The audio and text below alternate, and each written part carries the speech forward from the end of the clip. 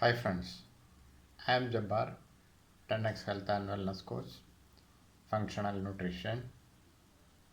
In this video, ഇന്ന് നമ്മൾ സംസാരിക്കുന്നത് TGAA തിയറിയെ കുറിച്ചിട്ടാണ്. ഇതിനു മുമ്പുള്ള വീഡിയോയിൽ വിറ്റമിൻ സിയും അതിൻ്റെ പ്രാധാന്യത്തെക്കുറിച്ചും നമ്മൾ സംസാരിച്ചിരുന്നു. അപ്പോൾ ആ വീഡിയോ കാണാത്തവർ ആ വീഡിയോ കാണുക.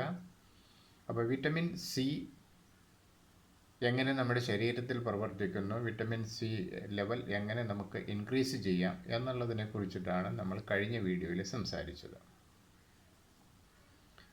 1970കളിൽ ഡോക്ടർ ജോൺ ഏലി ഗ്ലൂക്കോസ് അഥവാ അസ്കോർബേറ്റ് വിരുദ്ധത സിദ്ധാന്തം കണ്ടെത്തി. ഗ്ലൂക്കോസ്, വിറ്റമിൻ സി അഥവാ അസ്കോർബേറ്റ് എന്നിവയ്ക്ക് സമാനമായ രാസഘടനയുണ്ട്. ഇത് ഉയർന്ന ഗ്ലൂക്കോസ് അളവ് മത്സരിക്കുകയും വിറ്റമിൻ സി കോശങ്ങളിലേക്ക് പ്രവേശിക്കുന്നതിൽ നിന്ന് ഫലപ്രദമായി നിയന്ത്രിക്കുകയും ചെയ്യുമെന്ന് ഈ സിദ്ധാന്തം നിർദ്ദേശിക്കുന്നു. ഗ്ലൂക്കോസും വിറ്റമിൻ സിയും പാൻക്രിയാറ്റിക് ഹോർമോൺ ഇൻസുലിൻ കോശങ്ങളിലേക്ക് പ്രവേശിക്കുന്നതിനുള്ള അതിൻ്റെ സിഗ്നലിംഗ് ഫലങ്ങളെ ആശ്രയിച്ചിരിക്കുന്നു. ഒരു പ്രധാന പ്രോട്ടീൻ ട്രാൻസ്പോർട്ടറായ GLUT1 ഇൻസുലിൻ റിസപ്റ്ററുമായി ഇൻസുലിൻ പ്രതിപ്രവർത്തിക്കുന്നതിൻ്റെ പ്രതികരണമായി ഗ്ലൂക്കോസും വിറ്റമിൻ സിയും സെല്ലിലേക്ക് പ്രവേശിക്കാൻ അനുവദിക്കുന്നു. എന്നിരുന്നാലും ഇൻസുലിൻ റിസപ്റ്ററുമായി ഗ്ലൂക്കോസിന് കൂടുതൽ അടുപ്പമുണ്ട്. ഇതിനർത്ഥം രക്തത്തിലെ പഞ്ചസാരയുടെ അളവ് കൂടുന്നതിനനുസരിച്ച് വിറ്റമിൻ സി കോശത്തിലേക്ക് പ്രവേശിക്കും എന്നതാണ്. White blood cells and insulin pumps, വെളുത്ത രക്താണുക്കളും ഇൻസുലിൻ പമ്പുകളും ഇവ എങ്ങനെ പ്രവർത്തിക്കുന്നു എന്നുള്ളതാണ്. വെളുത്ത രക്താണുക്കൾക്ക് മറ്റേതൊരു തരം കോശങ്ങളെക്കാളും കൂടുതൽ ഇൻസുലിൻ പമ്പുകൾ ഉണ്ട്. മറ്റ് കോശങ്ങളെ അപേക്ഷിച്ച് വിറ്റമിൻ സിയുടെ 20 മടങ്ങ് ആയിരിക്കാം ഇത്. ഒരു രോഗകാരിയായ പദാർത്ഥം നേരിടുമ്പോൾ ഉണ്ടാകുന്ന ഓക്സിഡേറ്റീവ് സ്ട്രെസ് കൈകാര്യം ചെയ്യുന്നതിന് രക്തത്തിലെ പ്ലാസ്മയേക്കാൾ 50 മടങ്ങ് കൂടുതൽ വിറ്റമിൻ സി അവർക്ക് കോശത്തിനുള്ളിൽ ആവശ്യമാണ്. വെളുത്ത രക്താണുക്കൾ രോഗകാരികളായ ബാക്ടീരിയകളെയും വൈറസുകളെയും നേരിടുമ്പോൾ അവയെ നിർവീര്യമാക്കുന്നതിന് ഈ ജീവികളെ വിഴുങ്ങുകയോ ഫാഗോസൈറ്റ് ചെയ്യുകയോ വേണം.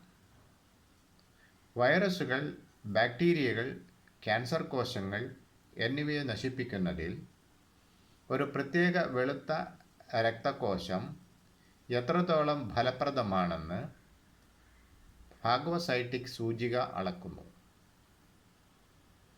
ഉയർന്ന രക്തത്തിലെ പഞ്ചസാര ഈ ഫാഗോസൈറ്റിക് സൂചികയെ തകരാറിലാക്കുന്നു. വാസ്തവത്തിൽ 120 എന്ന രക്തത്തിലെ പഞ്ചസാര ഫാഗോസൈറ്റിക് സൂചികയെ 75% കുറയ്ക്കുന്നു. Vitamin C and the HMP shunt, vitamin സിയും HMP ഷണ്ടും ഗ്ലൂക്കോസും അസ്കോർബിക് ആസിഡും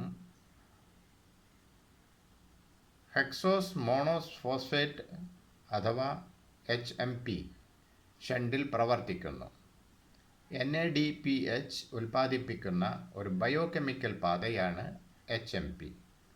രോഗാണുക്കളെ ഓക്സിഡൈസ് ചെയ്യുകയും നശിപ്പിക്കുകയും ചെയ്യുന്ന സൂപ്പർ ഓക്സൈഡും മറ്റ് റിയാക്റ്റീവ് ഓക്സിജൻ സ്പീഷീസുകളും സൃഷ്ടിക്കാൻ വെളുത്ത രക്താണുക്കൾക്ക് NADPH ആവശ്യമാണ്.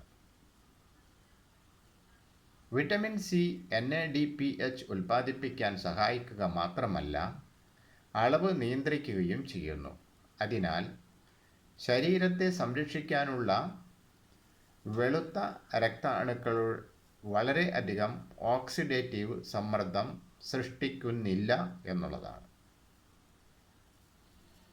ഗ്ലൂക്കോസ് അതിനെ തടയുമ്പോൾ വിറ്റമിൻ സി ഈ പ്രധാന ഷണ്ട് സജീവമാക്കുന്നു. ഈ HMP shunt ribose, deoxy ribose എന്നിവയും ഉൽപ്പാദിപ്പിക്കുന്നു. ഇത് പുതിയ വെളുത്ത രക്താണുക്കളുടെ രൂപീകരണത്തിന് പ്രധാന അസംസ്കൃത വസ്തുക്കൾ പ്രദാനം ചെയ്യുന്നു. രോഗപ്രതിരോധ വ്യവസ്ഥ ആക്രമണത്തിന് വിധേയമാകുമ്പോൾ അത് വേഗത്തിൽ പുതിയ പ്രതിരോധ കോശങ്ങൾ ഉൽപ്പാദിപ്പിക്കേണ്ടതുണ്ട്. രക്തത്തിലെ പഞ്ചസാര HMP ഷണ്ട് ഓഫ് ചെയ്യാൻ പര്യാപ്തമാണെങ്കിൽ അത് RNA, DNA എന്നിവയുടെ അളവും രൂപപ്പെടുന്ന പുതിയ പ്രതിരോധ കോശങ്ങളുടെ അളവും കുറയ്ക്കും. അടുത്തതിൽ പറയാൻ ഉദ്ദേശിക്കുന്നത് best food source of vitamin സിയെ കുറിച്ചിട്ടാണ്. വീഡിയോ വളരെ ലെങ്തി ആയാൽ കാണുന്നവർക്കും ചെയ്യുന്നവർക്കും ബുദ്ധിമുട്ടായതിനാൽ അടുത്ത പാർട്ടിലാണ് അത് പറയാൻ ഉദ്ദേശിക്കുന്നത്. So if you want to learn more, supercharge your health, stay healthy lifestyle and disease free life and medicine free life. Thank you. Wish you all the best.